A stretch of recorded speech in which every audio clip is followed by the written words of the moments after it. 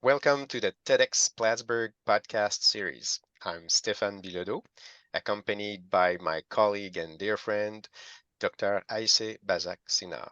Welcome, Ayse. Thank you. Today we have a special guest to exchange with, a leader and a woman who has helped transform adversity and grieving for so many in the US, from the East Coast to the West Coast and beyond. So, Basia Mosinski, MA, MFA, and Bereavement Specialist, Certified Grief Educator, and Humanitarian PQ Coach. Ayse, please introduce our guest speaker. Thank you, Stefan. It's my privilege.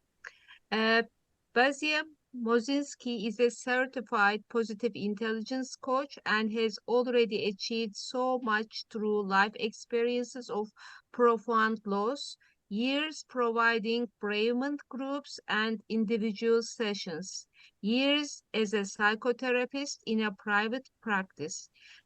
Positive Intelligence Mental Fitness Coaching Certificate Program as the Assistant Director of Mental Health at a major NYC social service organization faculty at the School of the Art Institute of Chicago and the School of Visual Arts in New York, teaching multicultural issues in art therapy. She has realized that unresolved grief threatens emotional, physical, and financial well being. Emotional stress is a slow killer of inspiration, creativity, and well being, as we all know. So she supports people with mental fitness and PQ to build, to access their inner wisdom and challenge beliefs. As the ritual elder of the Phoenix Project, Basia holds space for clients to safely uncover unresolved grief, understand the differences between grief and pain, and find renewed energy of an aligned mind, body, and spirit. Thank you so much for that introduction. That was like a life history review, which, I really appreciate because we often just think about where we're at today and don't acknowledge that we got here today from all of those different types of things that we did. But the heart has been there since the beginning of helping and that kind of thing. So thank you so much for that. And thank you to be with us today, Beja. Great achievement, as you said. And I can add that you were for many years as the Assistant Director of Mental Health. You were at Gay Men's Health Crisis and the Women's Centers in New York. So that's why I was referring to the East Coast, from the East Coast to the West Coast, where you are right now. You're an example of generosity and openness. And if we understand, your focus is really on well-being and resilience, but especially in helping others. Considering, and I like the way you've presented that every experience, every trauma is unique to the person that having this experience. So all these topics are of great importance for us at TEDxPlattsburgh. But today, we'll listen to you even more. So you're a remarkable and generous leader. So let's start with some questions for you. And Ayse, I will let you begin with the very first question. Yeah, if I may ask, Basia, how does having a purpose, maybe a childhood dream, plays a role in your success? Well, I would say that for some of us, we have that a life that has dreams and that we fulfill on those dreams, and others of us, our lives are shaped by tragedy, trauma, grief, loss, not of anyone's doing, but of life itself gives us our direction. So I'm one of those. I didn't have that kind of big dream that I'm going to be a humanitarian and I'm going to help other people. But I became really curious about observing people around me and the traumas that they had been through in war and displacement and relocation, those kinds of things that I'm referring to my parents, and wondering, like, why is it that they express themselves in the way they do, or they don't speak. So those things early on in my development led me to be curious about human nature. What happens to people when they've had traumatic experiences? And then in my own life as well, as I grew older, I realized, I was growing up without grandparents. I was growing up without aunts and uncles. We were just a small family of 5 people that relocated from Europe to the United States. And so there's that kind of temperament of, you don't even know that you're carrying grief until you start really exploring, how am I coping with all of this when a new grief happens and it attaches to previous grief. So I wasn't one of those that had a dream of doing this, but I'm very inspired by sharing what I learn. And that's been the driving force. And your experience definitely made you able to understand the grieving and the trauma that others would feel. So that definitely helped you down the road. So that's the second question. Can you please tell us about your journey that led you to be a top manager at some point, even starting as art psychotherapist and bereavement specialist? So all those things that led you there. So you've opened on your younger age challenges and just lead us towards the rest of your journey up to where you are. I think the thing that impacted me the most in my life, or not the thing, but the events, plural, that impacted me the most were the losses of 2 children, and 20 years apart. And those experiences, the first one just really shattered my beliefs, what I believed in, that your children are going to outlive you and you're expected to go before them. And so the journey of grief and trauma is one, hopefully, of growing more deeply and asking deeper questions about what is all of this and how does this work? Because when my son died 20 years after my stepson, I had to ask, why would this happen to me? Why would this happen 2 times in my life? So I'm, with grief that people go through, it's a natural process to ask if we believe in God, why did God do this? If we don't believe in God, but we wonder where do they go after they die? What happens to me now? All of those kinds of things come out. So after my stepson passed, I was an artist at the time, and the artwork that I was making was about other causes. It was political, but about other causes. And I stopped and really reevaluated, and I knew that I needed to go into depth about loss, about grief and loss through my art. So I did that. And then there was a time where I thought, I am qualified through experience and through interest and dedication to demystifying art for those that are not artists and to bring the creative process to people. So that's when I decided to become an art therapist. So I got into that study and practice, etc. And I took that license to the highest degree that's possible and became the assistant director of mental health at an organization that I respected when I was an artist years ago, and that was Gay Men's Health Crisis. And I, still respect them a great deal. And, I learned so much there about trauma related to illness and diagnosis. So it just furthered my career. And then when my son died in 2014, I had moved to California to live near him. I moved from New York to live near him, and he died 9 months later, suddenly, unexpectedly. And, it threw me back down, even though I knew so much about grief and loss. It was like the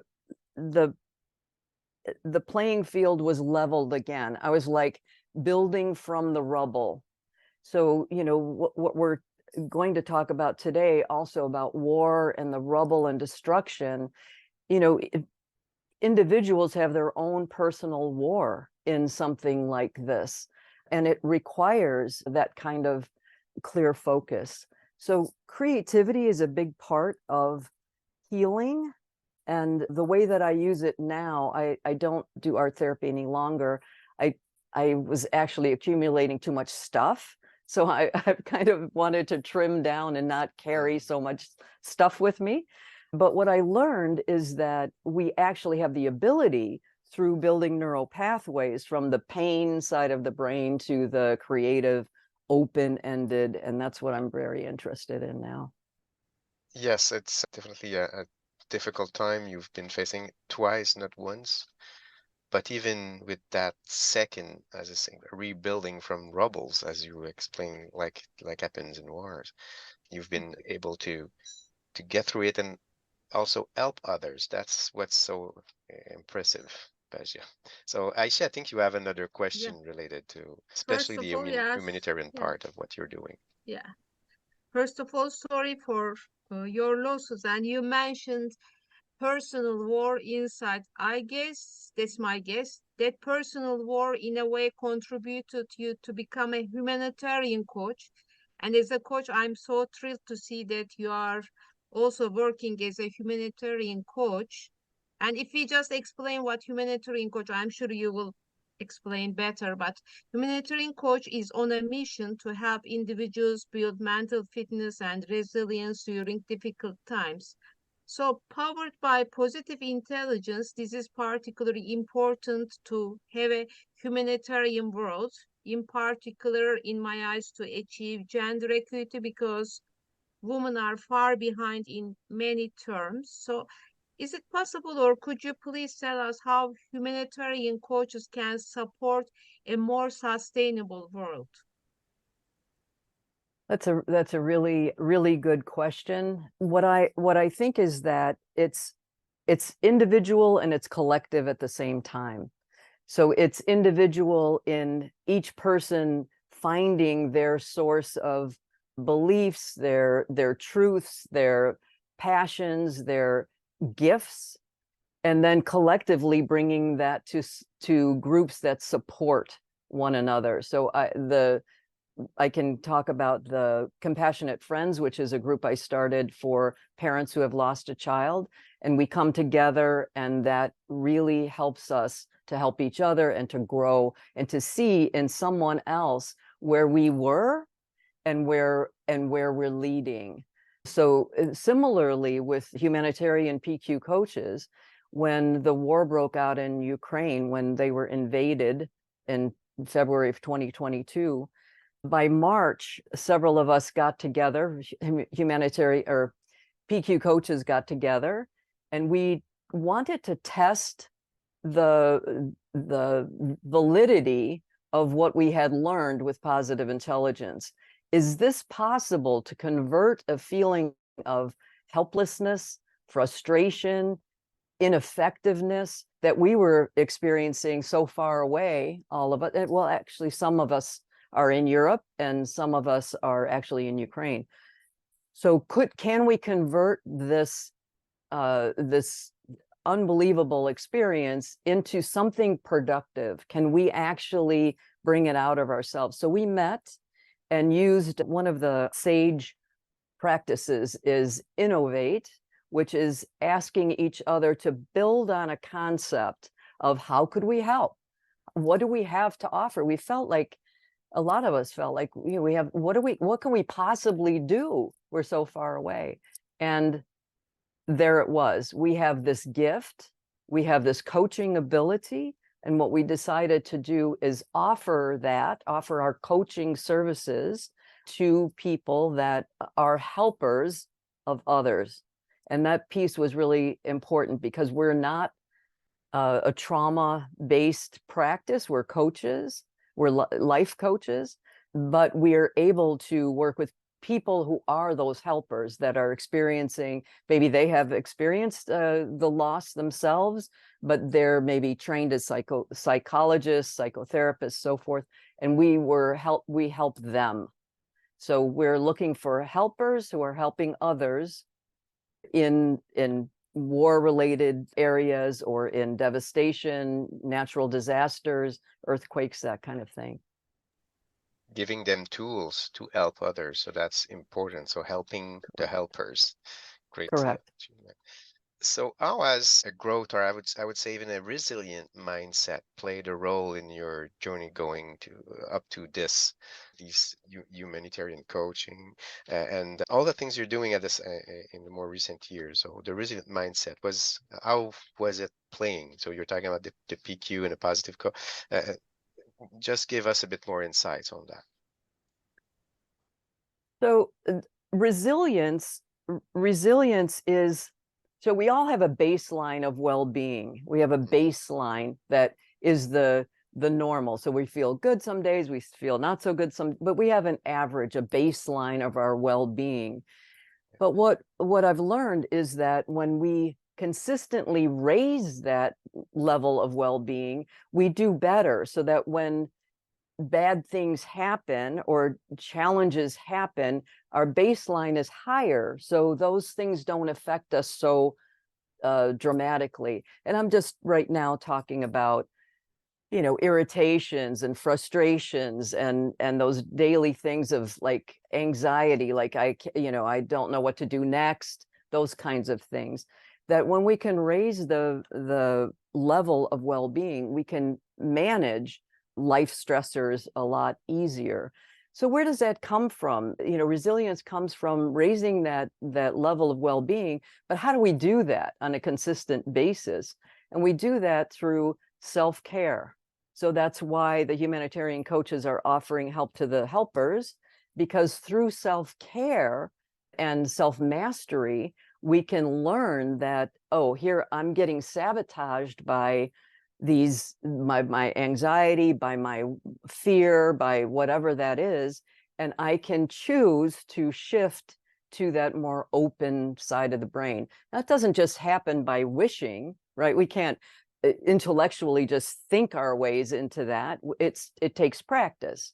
So consequently, the program that the coaches and I use is like an 8-week or a 12-week program to really consistently daily, for short brief times of day, 15 minutes total in increments throughout the day, to tune in as opposed to tuning out. So this is very different than like yoga practice, which is wonderful, but it's not about tuning out, like I'm going out. I'm going to go to the yoga studio and I'm going to sweat and I'm going to be out. It's in, no matter where I'm at. So I'm in the middle of a meeting, I can tune in and build those PQ reps so that I can raise my baseline of well-being. Really well said. Effectively going in rather than just externalizing the rest. So that's greatly said. Ayse, you have another question based on that. I would say what we see day after day in the news right now. So 2023 was quite a year from that front. So go ahead, Ayse. And I think tuning in is really important in this question. So we know that there have been many massive tragedies in the last few months: a huge earthquake in Turkey, wars in Ukraine, Sudan, droughts, wildfires, floods, and we know that women and girls are mostly affected in this kind of tragedies. And if we may ask, what is your advice for them to stand up and start a new life, a new beginning in their personal and professional life? I would say again, it's tuning in to what motivates, even if the motivation is to curiosity, to understand more or to help more. It's one step in front of the other, and this is true with grief and it's true with trauma. One step in front of the other, and that is the path that becomes life. So not looking so far to something in the future that you're not taking steps towards now. So no matter what is happening, tuning in, taking care of oneself, self-care, incredibly important.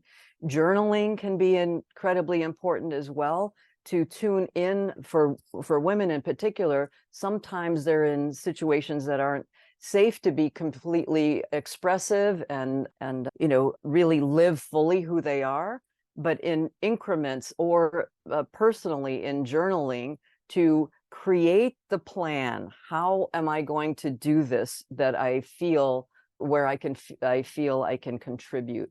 What motivates me? What group of humans motivates me to give more of myself? That is that's healing. When we can give to others, it's part of the healing process. You can overgive, and that becomes a saboteur. Overgiving, where we're not taking care of ourselves, can be a saboteur. So really learning about that, about what are my saboteurs, how do I stop them and shift to what I want to do, what I want to contribute, how I'm going to do it. And building groups. Collective groups are really important for support. So women, helping women to come together, to open up, to be able to share, that kind of thing. Really important. Absolutely Thank important. you. Yeah, thank you. Thanks for, yes.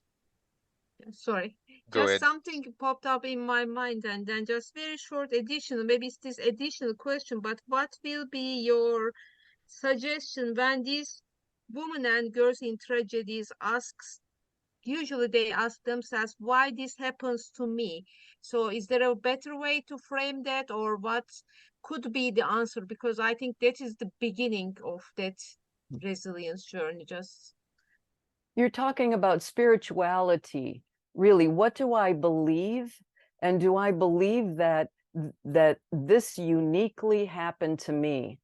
And that's a very painful place to be, that life has singled me out, or God has singled me out, or for some reason this has singled me out, or my group, or my family, or whatever. It takes that deeper dive to really understand these things happen, and they're happening to many, many people. So that train of thought is necessary, and it's a fabulous beginning, but it's right there that we have to choose to stop thinking about why me and ask, why not me? Why not me? It could have happened to anyone. And there's some freedom in that, of kind of taking a breath and realizing, okay, this happened, this, for whatever reason, some of us get a lot more to deal with than others, but maybe the reason is because our calling is that. Our calling is to make something from that tragedy, to create something. So when we're stuck in why me, that's a saboteur, that's a victim saboteur, which is natural. And saboteurs come from a good place, of wanting to understand what is happening to me. Why am I feeling this way, but not staying with that? The real issue is turning that into the next thought, into the next possibility, and opening that up beyond that. Great point. I really like the why not me approach rather than the why. That was an important question, Ayse, and your answer, Basia, is awesome. So why not me? And it changes the viewpoints and the way you approach. A great point. So these two last questions were more for people which are suffering, I would say, traumatic event coming from, I would say, outside of them. But for all the others, all the people, especially the women, what would be a practical advice for the audience, and as I said, the women in particular, to help them rise as a resilient leader, a resilient person? without necessarily having to cope with a traumatic event, but in their life, the ups and downs of life. Do you have some practical advice? You already gave so many, so I Mm. think you already gave many, but for, I would say, the the persons in general, especially women, and the challenges that are faced in those years. The negative emotions that we have are natural and necessary. So feelings like frustration, feelings like guilt.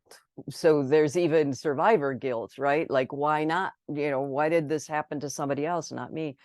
But staying with the more daily kinds of things of, not being able to do what one wants, or resistance from others, or relationship conflicts between individuals or groups. So those are important feelings and experiences to happen, but only for a short time. If we stay in them, we stay in that negative energy. And the negative energy is like it's like an alert. It's like a wake up. Oh, I'm in that zone of negative energy, and I need to shift.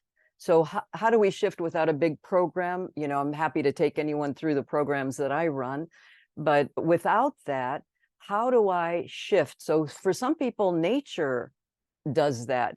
Going to the water, going to the sand, taking your shoes off, really feeling and using the senses. So turning off the mind and tuning in to the senses, even if the senses are anxiety in the body, like in the midsection and the heart or the shoulders, really tuning into the body and working with it, not in an aggressive way, like, oh, I can't believe I'm feeling this way, or I'm doing this, I'm doing it wrong, or something like that.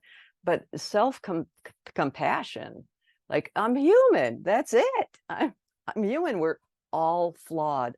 Every one of us is flawed. No one escapes life without flaw. I will say, though, that there is a statement that suffering is life. I think the Buddha said that. So I'm going to argue with Buddha. He can't defend himself here, but I'm going to argue with Buddha in that life gives us situations that cause suffering, but life itself doesn't have to be suffering.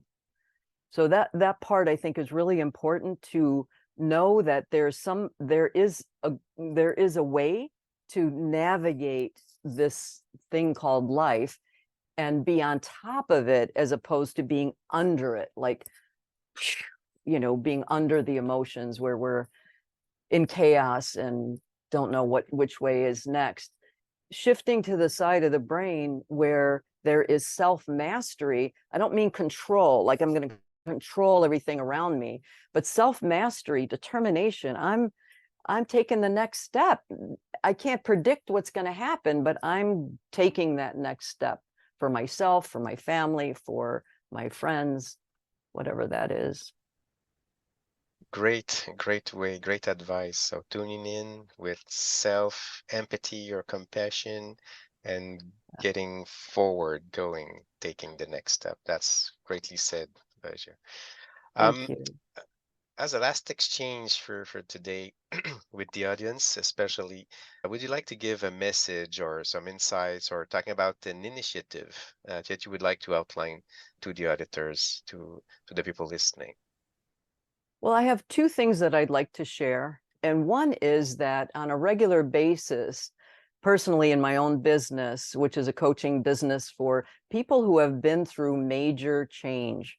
So it could be death and loss, it could whatever it is, it's that kind of change where life is going like this and then something happens and it intersects life in such a big way that whatever was before has been changed and whatever is after has been changed by that event. So people will often talk about time, like before that event happened. So I would invite people to look me up and join one of my info sessions on making peace with life. And I do them every few weeks or so, and I'm happy to leave a contact information at the end of this or on the video, or whatever. So that is one way to really begin that journey and that deeper understanding of what we've been talking about today. And then there's also the initiative with Humanitarian PQ Coaches, and I'll share that website, which is hpqcoaches.com, and we'll do that in print as well. And on that website, HPQ Coaches, you will find information about respite, which is a wonderful opportunity to take a break from the thoughts and tune in. So those are offered in Europe and in the United States. So 2 different times at least. And then there's also info sessions there that will give a viewer information about our program, the Humanitarian PQ Coaches program. So those you can sign up for. Yeah, we'll definitely share the link, and that there will be under the the podcast video. Definitely, you'll Perfect. be able to see them. And for any that would like to register to one of the events in the program you were referring to, Basia, or to look at the Humanitarian Coach website, there are plenty of information and also all the tools that you're coming with that will be available for those who want to find them.